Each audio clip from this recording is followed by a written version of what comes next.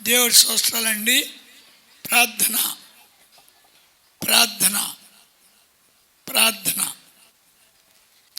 సమాధానకర్తనై నిత్యుడనై నిర్వాధకుడనై మీ మధ్యనే సంచారం చేస్తున్నాను. పాతవి గతించిపోయినవి, నూతన దినాలు ప్రారంభమైనవి.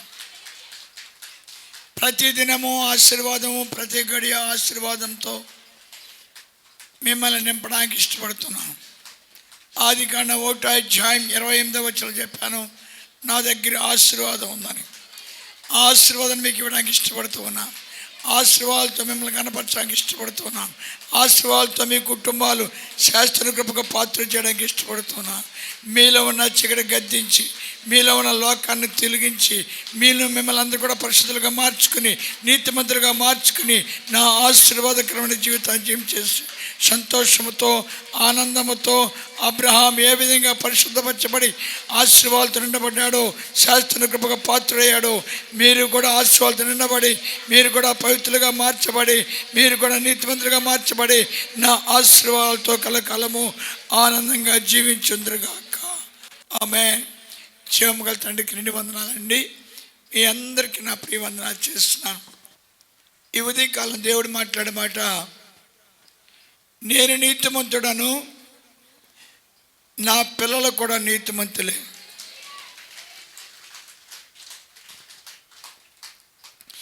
ఎలా నీతిమంతులుగా మార్చుకుంటాడు దేవుడు? తల్లి గర్భాన పుట్టిన ప్రతి ఒక్కరు కూడా పాపేకి నైజం వాళ్ళు ఉంటుంది. అపోస్తలుల 2:36 చూస్తాం, మనకి అది బయటపడుతుంది. చూద్దామండి. మీరు సిలువేసిన ఈ యేసునే దేవుడు ప్రభువుగాను క్రీస్తుగాను నియమించను. ఇది ఇశ్రాయేలు వంశమంతను ఎందుకు తెలుసుకోవాలండి పాపం అలా? దేవుడి శాస్త్రాలు ఇశ్రాయేలు అని ఆయనకి ఇష్టం.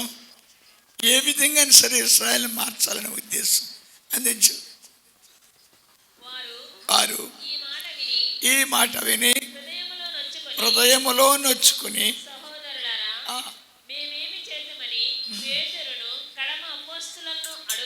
అడగగా పేతురు మీరు మారు మనసు పొంది పాపక్షమాపణ నిమిత్తమై ప్రతివాడు యేసు క్రీస్తు నామమున బాప్టిజం పొందుడి, అప్పుడు మీరు పరిశుద్ధాత్మ చేస్తారు.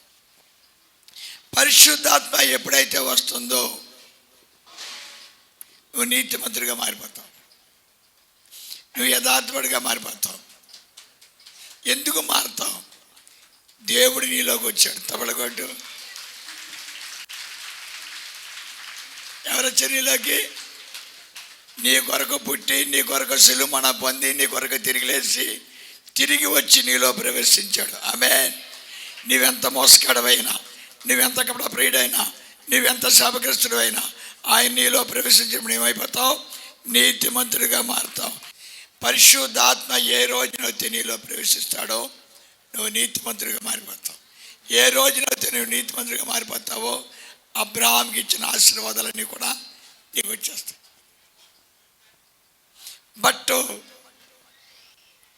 నా పరిశుద్ధాత్మ రాదు అని మీరు అనవచ్చు. దేవుడు చెప్తున్నాడు, నా పిల్లల పునరుద్ధాన శక్తిని పొందుతారు.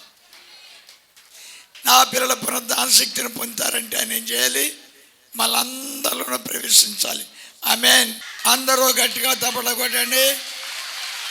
అందరూ పరిశుద్ధులుగా మారిపోతున్నారు. ఆమేన్. అందరూ నీతిమంతులుగా మారిపోతున్నారు.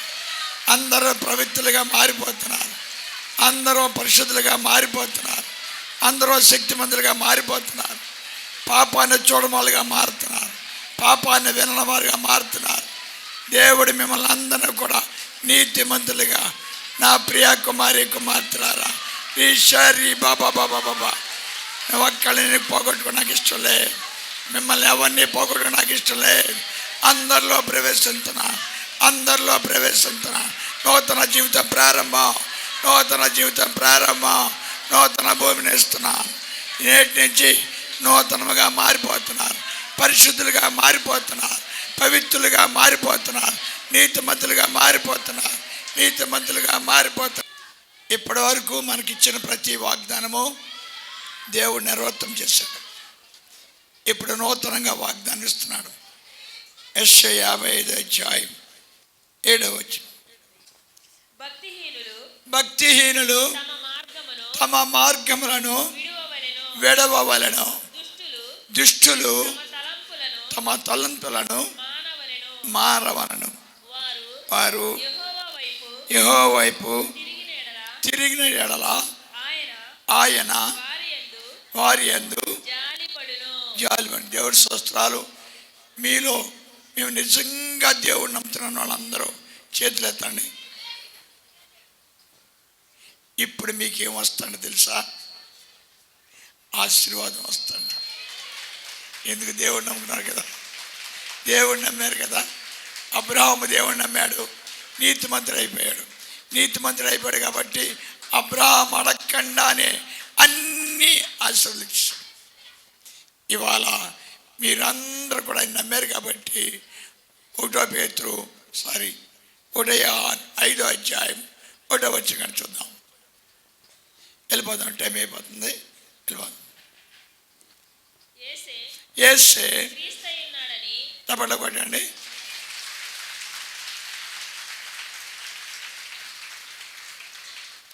క్రీస్తు అనగా విమోచకుడు. అంటే బంధించబడ్డ నిన్ను విమోచించడం కోసం నా కొరకు పుట్టాడు క్రీస్తు అని ఎవరైతే నమ్ముతున్నారో వారందరిలోకి ఏమొస్తట? పరిశుద్ధాత్మ. తపల కొట్టండి. మీరు నమ్మారు కాబట్టి పరిశుద్ధాత్మ మీలోకి వచ్చింది కాబట్టి మీరందరూ నీతిమంతులుగా మారిపోతున్నారు. ఇక మీరు ఏం అడగవసరం లేదు. తండ్రి ఆరోగ్యం కావాలి, తండ్రి ఆస్తి కావాలి, తండ్రి బిల్డింగ్ కావాలి, తండ్రి అబ్బాయి పెళ్ళి కావాలి, తండ్రి అమ్మాయి పెళ్ళి కావాలి. No doubt. ఎందుకంటే అబ్రాహాంకి కొడుకు పెళ్ళి కూడా తనే చేశాడు. అబ్రాహాం కొడుకు పెళ్ళి కూడా స్వయంగా తనే చేశాడు. ఆశ్చర్యం. అంతేకాకుండా అబ్రహాం మరణాన్ని కూడా తానే అంగీకరించాడు. అబ్రహామా, భోజనం చేసి వచ్చే. ఏమన్నాడు? నడు నొప్పి అన్నాడా? ముక్కి నొప్పి అన్నాడా? డాక్టర్ గారి దగ్గరికి వెళ్ళమన్నాడా? ముసలోళ్ళు లేకపోతున్నాడు చెప్పాడా? ఏం చెప్పలేదు. ప్రశాంతంగా భోంచేసి వచ్చే, తనువు చాలించే. అంచేత ఈ రోజున మనసారా నేను దేవుణ్ణి నమ్ముతున్నానన్న వారందరూ కూడా మేము పేదవాళ్ళని చెప్పొద్దా, మేము కులం తక్కువని చెప్పొద్దా, మేము జాతి తక్కువని చెప్పొద్దా. నేను దేవుడి బిడ్డనే. హల్లెలూయా. నాకు హక్కు ఉంది. హల్లెలూయా. దేనికి హక్కు ఉంది? ఆశీర్వాదానికి హక్కు ఉంది. హల్లెలూయా. ఆశీర్వాదానికి హక్కు ఉంది. హల్లెలూయా. దేవుని బిడ్డగా హక్కు ఉంది మనకి. ఇవాళ ఇక మనకి దరిద్రము దూరంగా వెళ్ళిపోయిందంతే. రోగం పారిపోయింది. అపోస్తలుడు పౌలు లాస్ట్ ఇయర్ యెరూషలేములోకి వెళ్తున్నాడండి.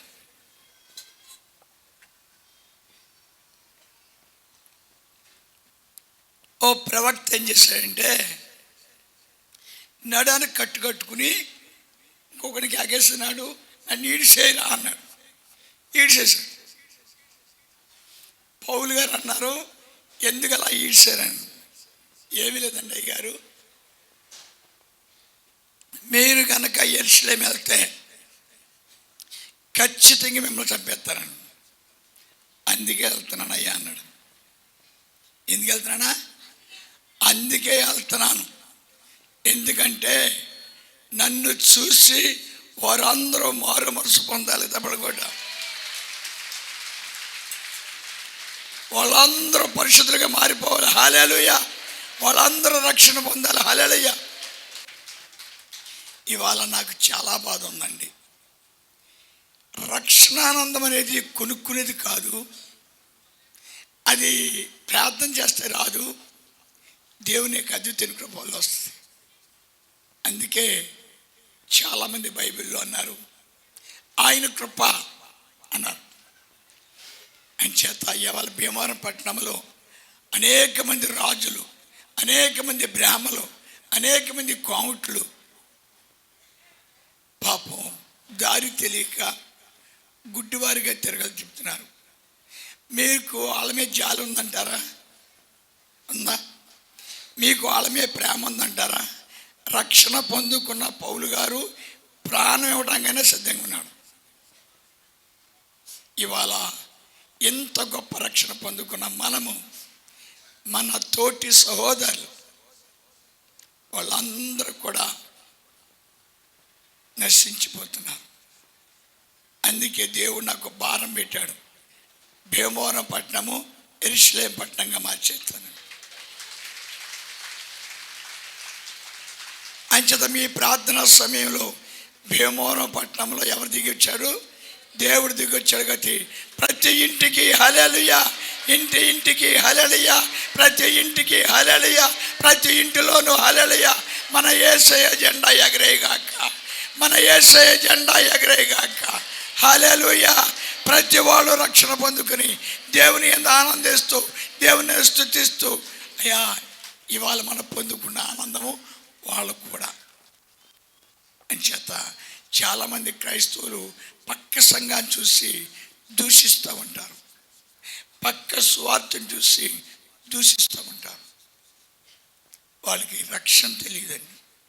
రక్షణ తెలిసిన వాళ్ళకి గుండ్లు బగ బగ బగ బగ బగ మండిపోతూ ఉంటాయి.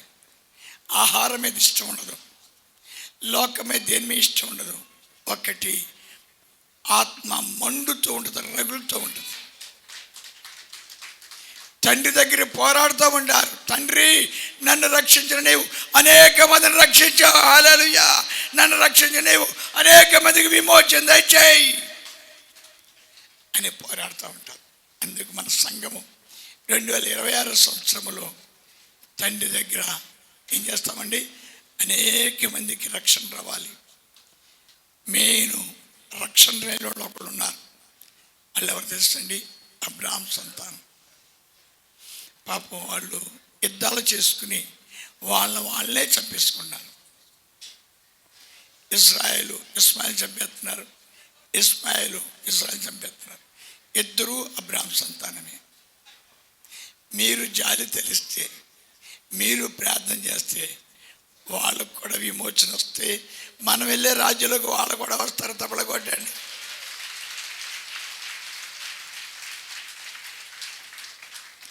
అంచేత నా పిల్లరా, క్రైస్తవుడు ఈ సంవత్సరంలో మీరందరూ కూడా గొప్ప ఆశీర్వాదాన్ని మోసుకుంటూ వెళ్ళిపోతున్నారు. మీరు ఇంట్లో కాలు పెట్టేవాడు మీ ఇంట్లో తాగిపోతున్నాడా? ఎగిరి గంజలేస్తూ ఉంటాడు, వెళ్ళిపోతాను అంట. వాళ్ళ దైవం వెళ్ళిపోద్ది. అంచేత నేటి నుంచి ప్రతి ఇల్లు కూడా దేవునిలుగా మార్చబడి, ప్రతి ఇల్లు కూడా స్తుతులకు పాత్రలుగా ఉండి, ప్రతి ఇల్లు కూడా ఆశీర్వాదాలతో నిత్యము దీవించబడుతూ, కనికరించబడుతూ, మహింపరచబడను గాక. ఆమేన్. వాక్యాన్ని దేవుడు వెనుకడ రాసించగాక. దేవవాక్య ప్రార్థన అండి. ప్రార్థన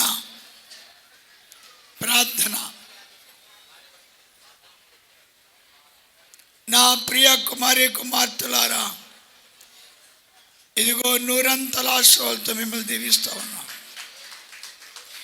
మీ దుఃఖ దినాలు సొంతమైనవి, మీ వేదన దినాలు సొంతమైనవి, మీ పరిశోధన సొంతమైంది, పాప దినాలు సొంతమైనవి, వేదన దినాలు సొంతమైనవి.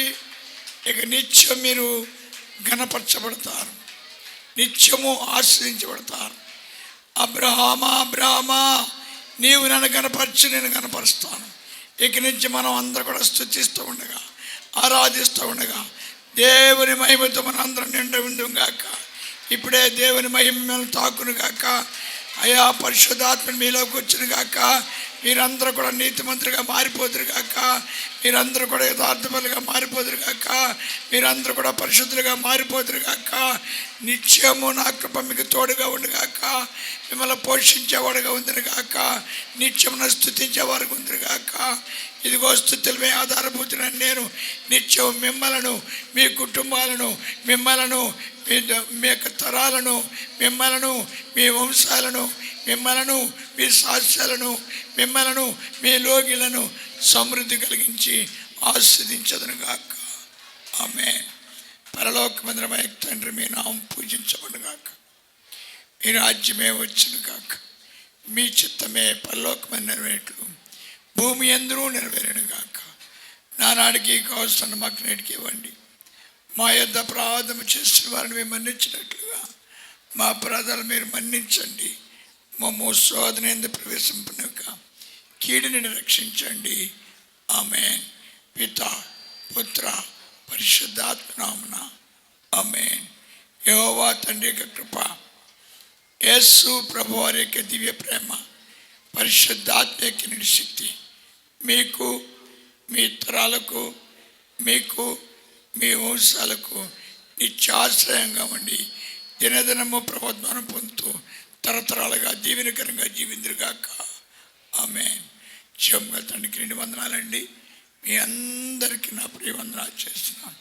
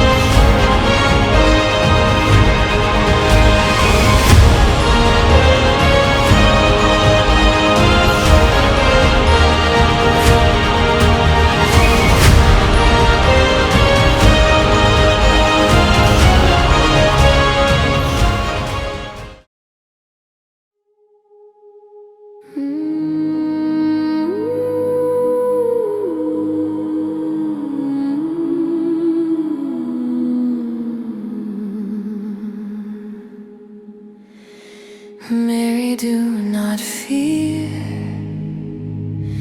You will bear a holy child. Jesus will appear. He will be great, Son of the highest. He will reign forever. Jesus.